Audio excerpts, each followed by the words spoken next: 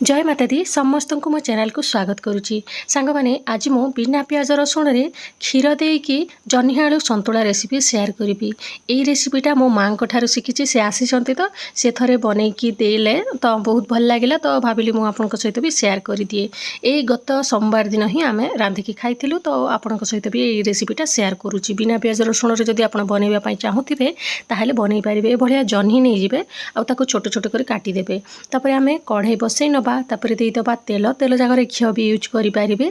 तापर ए देदबा जीरा अल्प टिके कंचा लंका भी देदबा। लंका आप निज टेस्ट अनुसार कम बेसी करेंगे। तापर अदा को टिके छेचिकी या देहरे देदबा। तेल रे देकी आम अदा टिके नाली पड़ी आसवा पर्यंत आम भाजवा। जे पर्यंत आमर अदाटा भाजी हो जाउची आम साइड रे टमाटो को काटिकी रखिबा आउ याकू देदबा। मु एटा दुईटा टमाटो खंडे नेइची आउ टमाटो को छोट छोट कर काटिले शीघ्र टमाटोटा सीझी जिवो।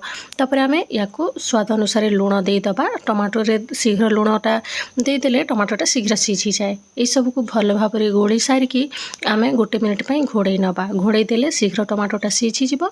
एबे गोटे मिनिट खंडे हो जाइछि लिड खोलिकी देखि नवा। देखंतु टमाटोटा केते बढ़िया भाव में सीझी गलानी। आपण ए समय लो ही रखिथिबे फ्लेम को। तापर आम या उपरे जह्नी आलू को काटिकी देदबा। देखंतु केते छोट छोट कर मु काटिची ता द्वारा शीघ्र जह्नी आलूटा सीझी जिवो। आलू सीझु सीझु जह्नीटा भी भलसे सीझीज से पूरा छोट छोट कर काटिची।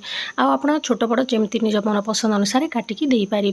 ये सब को दे सारा फ्लेम को मीडियम करदे। जेहेतु जह्नी बहुत सारा पानी बाहरी थाए ना लो कले बहुत सारा पानी बाहरी जीवो से आम जह्नी आलू को देला संगे संगे फ्लेम को मीडियम रखीदबा। आउ ये सब को भल भाव में मिक्स करनबा। आउ सीझीबाई लिड लगे नबा। आमको या सीझेबा 5 ରୁ 7 मिनिट खंडे समय लगे। मझी मझे आप काढ़ी देखुथे। एबे देखंतु पानीटा भलसे सुखी गलानी आउ जह्नी आलू भी पूरा सीझी गलानी। यही समय आप किसी समय मिक्स करके देदेवे गोटे कप खंडे क्षीर। आउ ध्यान देवे जह्नी आलूर पानी जितेबाला सुखीज से ही आप क्षीर देवे ना छिंटीज आउ भल लगे। से जह्नी आलूर पानीटा भलसे सुखी गले आप क्षीर को पकेबे आउ सांगे सांगे फ्लेम को लो करदे। चारिपटे भल भाव में मिसेकी आम आहरी गोटे 2 मिनिट पर्यंत या गोलेकी आम घोड़णी घोड़ेकी सीझेबा। ता द्वारा क्षीरटा एब्जर्व करिवो आउ स्वादटा बहुत भल दब। सांग माने भिडियोटी जदि भल लागुची भिडियोटी को प्लीज लाइक गोटे करदेवे। निज फ्रेंड मान सहित मध्य शेयर करदेवे।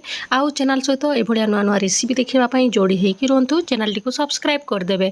ता द्वारा कौन हम ना आपण मैंने जितेबाला मु नुआ नुआ रेसिपी शेयर करी आपण मैंने देखिपारे। से देखो लास्ट को टिके आम या देहरे देदबा धनिया पत्र। आउ एबे हमर संतुलाटा पूरा पूरी रेडी हो गला। या गरम गरम आप गरम भात सहित खाइबे बहुत भल लगे। Thank you for watching.